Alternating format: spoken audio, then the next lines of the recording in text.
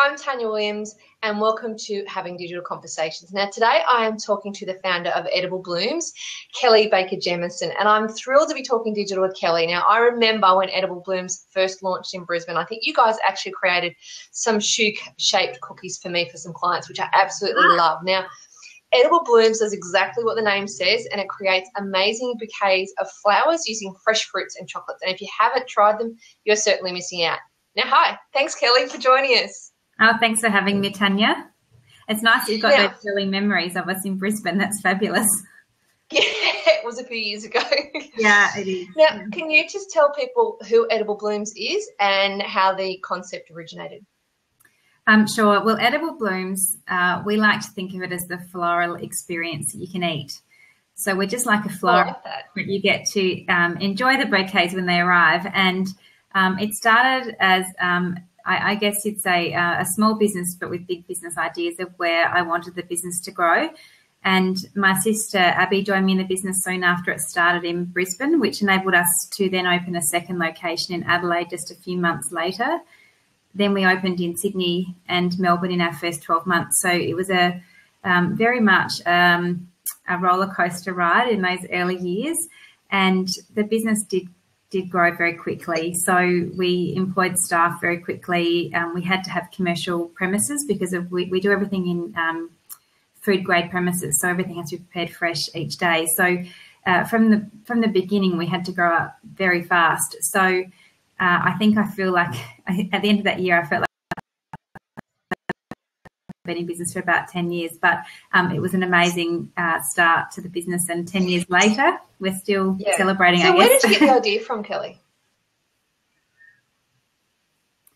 Well, it was a number of things, actually. I have always been very particular about sending flowers, and like a lot of people now, you end up with friends all over the country. So you sort of, once upon a time, you just grow up in a town and that's where most of your friends and family are. But people are very transient now. So I was always wanting to send birthday gifts or new babies arriving interstate. And one of the problems that I was experiencing with the bigger flower networks was I'd order something, and back then flowers were an early adopter to the online phenomenon. And you'd order something and something totally different would arrive. So there was not a lot of consistency in that quality between multiple locations. So when I came across the concept of, we started with just fresh fruit bouquets, it was a material and a way that I could make fresh bouquets really consistently. And so from the very beginning, every one of our bouquets has had a recipe, which I think our customers really like, because they know that whether they order something in Brisbane, Sydney, Melbourne, Perth, wherever, the same arrives. So it started with 9 fresh fruit bouquets, and now we have over 100 different options, and they change regularly. So it started small, and I know you've experienced a lot of growth fairly quickly. How important is digital in the marketing mix for you guys? And I suppose when you first started, it probably would have been that most of your products sold online. It probably would have been quite vital, I imagine.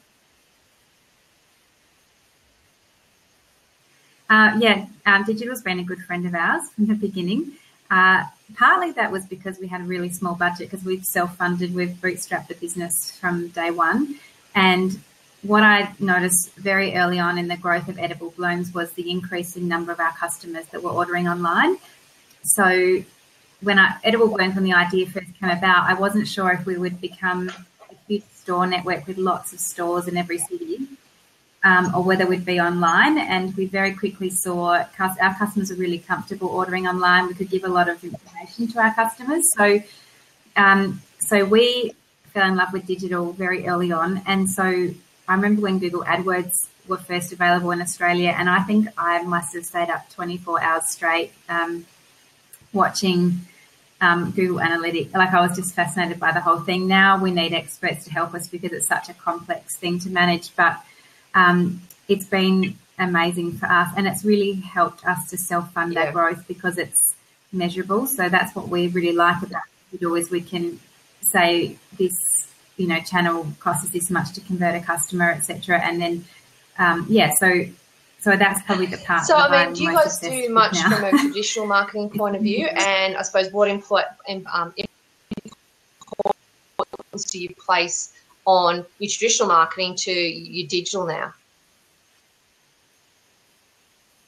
I couldn't afford traditional marketing for many years, so digital was a necessity, but fantastic for our business growth. As we've grown, we've been able to test and afford to include traditional above-the-line marketing in our mix. So 18 months ago, we started doing national television, so campaigns on TV. Yeah, they've worked really well for us. Our brand awareness has certainly increased significantly. We've been testing that. So again, we've tried to keep that above the line measurable because we're used to digital where we can really analyse our marketing spend. So we've tried to do that. It's harder to do it above the line, but we've done deliberate geographic testing so we can see impacts of geographic tests of above the line. And it's been really good for our brand. So it's really affordability. It's still more expensive to convert a customer, but there's that intangible brand awareness factor that I think we need to do now at the stage of our business journey. So, yeah, I wouldn't recommend it to startups. Too expensive. It is. It's just not, unless you've got massive funding, which I don't necessarily think is a good thing, because I think it's great to learn and to really be very careful with the way you spend on a business journey, particularly in the early days, but exciting. And I remember when I first saw our ad on TV, I nearly cried. I was so excited because for me it was significant of our growth and the stage of the business that it's at. So that was really, really wonderful, but it also had to perform too. So it wasn't just about the glamour, but it was about the performance as well. And I think you touched on that point before, is that's the great thing about digital is you can measure absolutely everything that you do, and you can change things really quickly as well. So you mentioned Google AdWords. So if you can see that an ad's not performing well, you can pull it off and replace it with something else and constantly tweak and change it, which is what I love about digital as well. So I know you guys are quite active on social media. How much time do you dedicate to investing in your social media channels? I was a slow adopter to social. Our customers were probably there before we were, but because I could see very early on it would take, and I think that's the thing. If you're going to do social well, you have to be able to allocate time resources, which either has to be the business owner doing it, or you have to have a team of really well engaged team members that can manage it. I'm personally not a big fan of social, and I'll just be quite upfront about that, but I can see the benefit it has on brands. I can see it's incredibly powerful, particularly in the fashion sector. I can see it's just amazing what it can do to grow brands cost effectively there. So we do well in social now, but it's been very planned.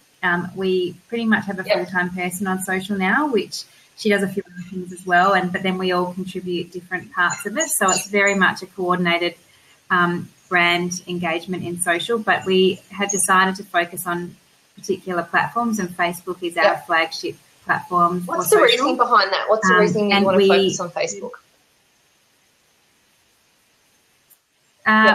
We did some tests. So we tested the different platforms.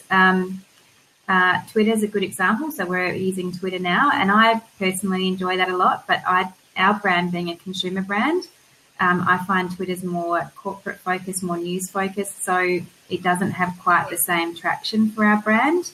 At times it does. So when I'm speaking or if I'm publicly somewhere, I think and I love it. I love tweeting when I'm at an event and sharing what I'm learning and those sorts of things. But that's where I think there's strengths to every social platform. And we don't generally play to the strengths of Twitter, as an example, whereas Facebook is newsy. It's our audience of females are very highly engaged in Facebook. So every brand's different. So I'm happy to share what works for us. But I think that another brand will do and I know other brands that do really well on Twitter.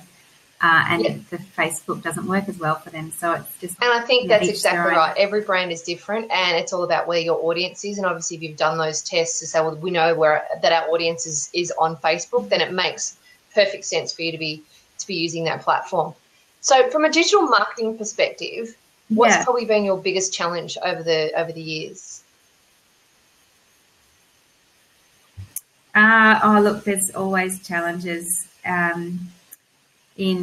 for any brand in business, but I think for us the big challenge would actually be measuring social at the moment. So we can see engagement levels, we can see throughs. We are getting some good conversions through Facebook now, which is interesting. So we're really monitoring that. So really for us, the bottom line of the performance of any marketing channel is sale conversion, because that's the lifeblood of any business, and particularly ours, which is a high transactional business. So, but social, that's probably been my biggest challenge with social, is that it's amazing and it's so engaging, and you can literally, it's like this black hole that can suck you in, and you can go, oh my God, where did 3 hours go? And so how do you actually instill in that value? So what are the outcomes? What are the benefits to the business? So, and that's where social is something we're a little bit of it. Like I can see it's really exciting for the brand. But we're probably taking more baby steps than we have in other avenues. So, and that's fine. And I think that's a smart way to do it, as well as just put your toe in the water and test it and play around with it a little bit before you sort of jump in the deep end. I think that makes perfect sense. And because, as you said, you need to look at what that ROI is going to be for you guys, and where you put most of your time and resources, obviously. So what's probably been one of the cheapest or the most effective digital campaigns that you've done today? Well, I still think email campaigns are incredibly powerful for brands, and I guess that's one of the other keys when we're talking about social, is getting that social traffic onto your email traffic, because I think that is really valuable to any brand equity long term. So our email campaigns, we've worked consistently over 10 years building our database, so it's a really valuable database to us. So I think we're at nearly 130,000 on our emails now. That's a good-sized database. Right. Always want it to be bigger. That's the thing. You never sit back and say, I've done it. You've always got the next goal you're working towards. But I definitely think that EDMs are a really powerful way to get your tribe following you and knowing what's happening in your business. And you've got to be really careful not to take up too much of their time. They've got to be, our emails evolved from being relatively text heavy in the early days to be very visual. You can read them in a few seconds. You just need to, we want our customers to not unsubscribe. They can just get the message and engage or move on. So, so that's definitely the best digital campaign that we run. Yeah, I think they're one of those tactics that are very underutilized. I think everyone thinks, so I'm not going to do that because everyone gets so much email in their inbox. But I think if you can do it smartly, and as you said, if you can engage your audience in a way that you know they're going to connect with. So for you guys, obviously, you know, you have a very visual product, so making sure there's lots of images and video and that type of thing, it makes sense to make sure that that's, you know, forefront. So as soon as I click on it, it's going to give me something that I'm really interested in seeing. So I think that's a really smart way of doing it. So now you've been quoted as saying that your website is like your shop window, which I think is a great quote. What advice would you give to other e-commerce stores in regards to building a successful e-commerce store? I mean, I've had an e-commerce store a number of years ago as well, and it can be hard. Let's just say that. So, I mean, you've done it for so long. What advice would you give other e-com store owners who are maybe just starting out on the journey?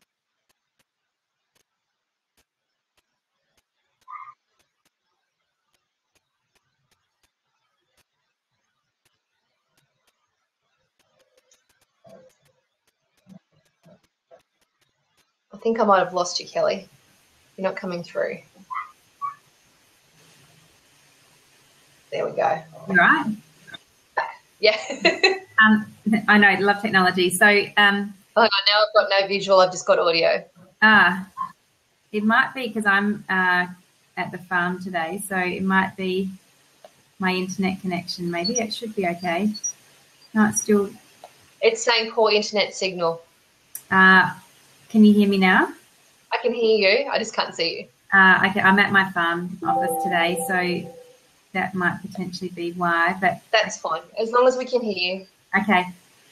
So I guess the back to that quote that you highlighted, Tanya, if you walked past a shop in a shopping centre and they kept the same clothes in that window, you'd stop looking at it because you don't notice it anymore. So the best advice is if you're going to put the investment into building a website, you've got to make sure you've got the budget to keep reinvesting in it. So we've invested in ours to the same level as we would if we had a retail storefront. So we've always left a budget in to keep that. Even when we didn't have much of a budget, we kept it refreshed and kept changing it. And now with all of those like Canva and all those great programs, it's more cost effective than ever to keep it refreshed, and people can do it themselves. You don't have to necessarily have your own graphic designer to do it at a high cost all the time. As long as you get the right templates in place, it can be quite cost effective to keep it fresh.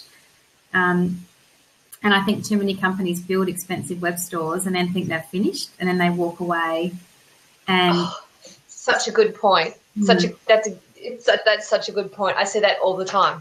Like what I've done now, I've just spent my $50,000 or something creating a website, and then they forget that the most important part comes after that. Yeah, it does, totally. And so that's why I've always said, a lot of people associate with the old retail mechanism of how much they invest into their store look and feel. And Westfields, I think, make them refit it every 3 years at a massive cost. So if you did a small fraction of that every year, just refreshing your site and changing it and testing. And now we do the split testing where you work out if a purple button works better than a green button, and, all of these different. So you have to keep doing that sort of thing. So for you, it's constantly keeping what you guys are doing fresh and obviously testing what you're doing as well.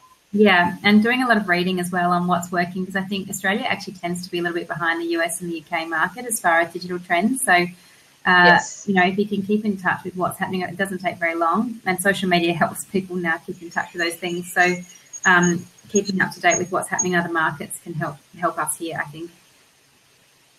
So now, being that you're online, that opens your market up to a lot of new people. How do you combat copycats who have seen what you guys do and go, hey, we're going to do that as well? And obviously, being the front runner and starting it, you must get a bit annoyed to go and get your own idea. Like, what do you do to combat that from a digital marketing point of view?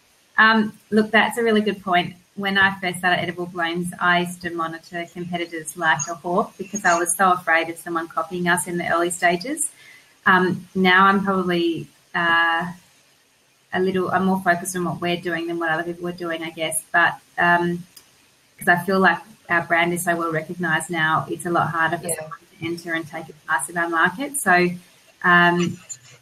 now I guess the great thing I think about competition is that it actually increases awareness of our niche categories. So we sit within the flower and gift category, but the alternative, having an edible bouquet that you can eat, other brands building that awareness is great. And then when people start looking for edible bouquets or chocolate bouquets or fruit bouquets, I think we stack up pretty well when they go into the category. So competition, I think, is something that you should embrace as a business, as long as you keep true to why people would choose you if there were multiple options in the marketplace. So for us, that's around speed of delivery, because we've got our offices in every city, so we can get things out now within 2 hours of order.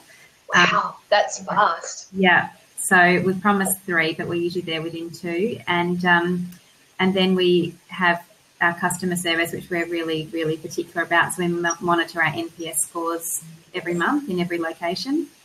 And then it's around that diversity. So we have a big product range and all of those things. So we just really focus on a few key things that we know we do really well.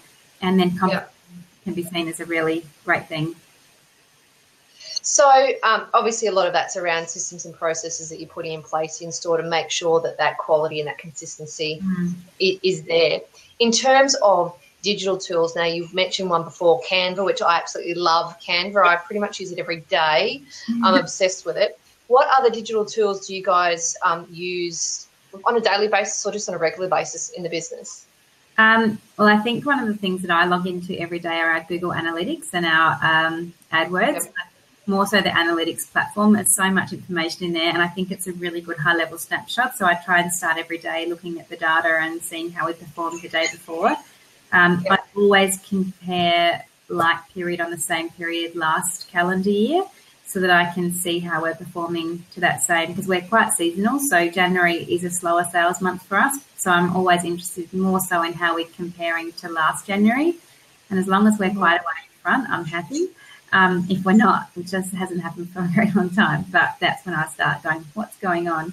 And then obviously we have our own dashboard, electronic dashboard on our of our own internal web system, which I am on that daily. And there's some great other tools like Optimizely, which we're starting to use for our A/B split testing. They're probably some of the better tools, I think, that can be used. And also I love all of the Facebook data as well. That's really interesting too, particularly your customer demographics and those sorts of things. It's very interesting. It's good to actually hear you talking so much about that data component, because I think that's one thing that a lot of businesses just don't understand the importance of taking that data and doing something with it. So obviously if you're looking at your analytics every day and using some of these tools to look at your testing and so forth, I mean, that makes a huge difference, particularly when you are an online store. But obviously understanding that data and then what you do with it is the next step. And it sounds like that you guys are all over that, which is great to hear. The only problem is there's so much data. Yes, well, that's the other problem, isn't it? Where do you start? What do you measure? And I think everyone has that same issue, right? Yeah, it is. And so again, it's just sometimes you take a step back when you get data overload and go, okay, what are the real drivers? And every business, like we were talking about before, every business is different. So it's a matter of really taking a really big step away and working out what are the key drivers, what's driving customers to the site, their decision to buy on the site, all of those sorts of things, and then getting the data around that so you know you're doing the right thing. Yeah. So, I mean, there's as we know, digital is constantly evolving and changing.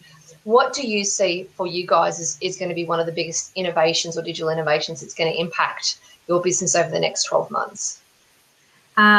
We are definitely seeing massive trends towards mobile. So we are not only seeing an increase in traffic to our mobile sites, but we're also seeing an increase in engagement in purchase. So I have got a list as long as my arm of what I want to do. So our mobile site's responsive and it works really well, and we get really good. Actually, our conversion on mobile are growing. They're getting better than our as a percentage of visits. I'm not surprised by those stats at all. Yeah, but I know we can do it better. So the biggest thing we are looking at is mobile and how we can improve our customer experience and make it easier for them to work with us moving forward.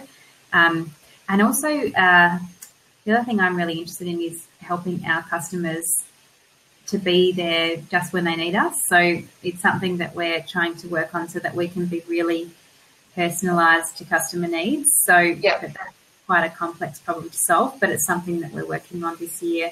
Yeah, so it's sort of like, how do you take that experience to the next level? Yeah. So that one. That is a complex one, but you've got all the data and the information there, so no doubt there's a solution that will be able to work for it. That's for sure. So it sounds like you guys are doing digital very well in terms of understanding what data you need, understanding what tools you need, and putting the right things in place. Most importantly for your customers, because I think at the end of the day, it's all driven by customers and what they need and what channels that they're all about. So congratulations on coming so far in the digital journey for someone who, as you said, didn't even sort of use social media. But obviously you've recognised the importance of digital and evolved and learnt and implemented and reinvented what you needed to year on year, which is great to see, Kelly. Thank you. Now, I believe you have another new business venture, Green Thumb Gifts. Can you tell us a little bit about that? I love Green Thumb Gifts. It's an exciting startup that we commenced. So I mentioned earlier I'm interviewing today from our farm. So my husband and children and I live on a farm an hour from Adelaide. And so we bought the property and it had an old shearing shed, and we weren't sure what we were going to do with it. But I guess the edible blooms is like an alternative to traditional flowers, so fresh flowers. So rather than cut flowers that last a short period, ours you actually get to eat. through some personal circumstances, I was looking for a plant gift to send to somebody. It was actually one of our wonderful staff members, and I didn't want to send her an edible bloom, and I wanted to send a plant, and there wasn't a national plant gift delivery service. And for me, it fit that really nice niche of being an alternative to fresh flowers, because instead of cut flowers, you can keep the plant and it grows. So particularly for sensitive gifting occasions where someone's lost someone that they've loved, or it's an anniversary, or it's there's all those times, as well as some people just love growing gifts as a general way to gift. It's a nice green, sustainable gift solution. So we started Green Thumb Gifts 3 years ago, nearly, and we started it from our farm here. So we converted the old sharing shed into a plant nursery. We've got award-winning plant nurseries within a very short distance of our property. So it just was one of those things that the planets seemed to align, and we had great distribution and online and digital, logistics to make it all possible. So we've started that, and we've only just rolled that out to be a same-day delivery. So the best-selling gifts are now available for same-day delivery around the country. So it used to be a next business day service. Now we've rolled that out through our Edible Blooms store network as well, which is great because a lot of our staff are florists, so it kind of worked quite nicely. And so that business is still, I would say, in its early, it's still got its L plates on, but it's starting to do really well. So, it's exciting, and it just fits within that niche of the alternative traditional flowers. So the fresh gift idea. So yeah, it's a great idea. I think that the fact that you can give someone a gift they get to keep for a long time is just really lovely. And as you said, it's a good thing for the environment as well. Yeah, and it's our busiest time is Mother's Day each year because people love giving their mum a plant. And a lot of people don't live near their mother anymore, so the idea of sending something really nice to mum works. It's a huge gifting period for us for Green Thumb Gift. Yeah, it's definitely on the list for my mum because she loves her garden and she loves her plants. So I'll be coming to you guys to get her Mother's Day gift this year. Right, that's good. So I suppose the last thing I want to ask you, Kelly, is what's next for Edible Blooms? Well, I've always wanted to take Edible Blooms to the UK market. So that's something that we would like to be able to do in the next 12 months. So my sister and I both were like lots of other young Australians. We went and did working holidays in the UK in our early 20s. And we both love the market. We think there's a really great position for us over there. So that's what our big project we're working on right now, which we're really excited about. Yeah, that's awesome. Yeah, so we're in New Zealand now, so we've been there since 2008, and that is going very, very well. And that was one of our first, was our first Australian staff member was a Kiwi in Brisbane, and she had children and moved home. So she's been our business partner there since 2008. So that's worked beautifully. So, yeah, London's the next on the agenda. Wow, and then what next? World domination. Not about that. It sounds like heading that way. Husband and children. Well, thank you very much for talking digital with us today, Kelly. It's been awesome to get some insights about Edible Blooms and where you started your journey and where you are now. And I think the insights that you've shared are certainly very helpful for anyone that's going into business and doesn't really know where to start in the digital journey. Yeah. So thank you very much for your time.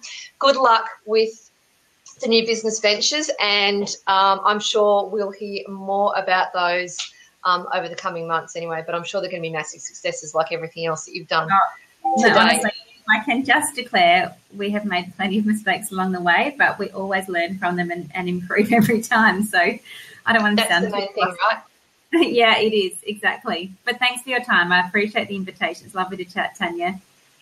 Not a problem at all. It's a pleasure to have you on, Kelly, and we'll be talking to you very soon again, hopefully. Lovely. Thanks, Tanya. See you. Cheers. Bye.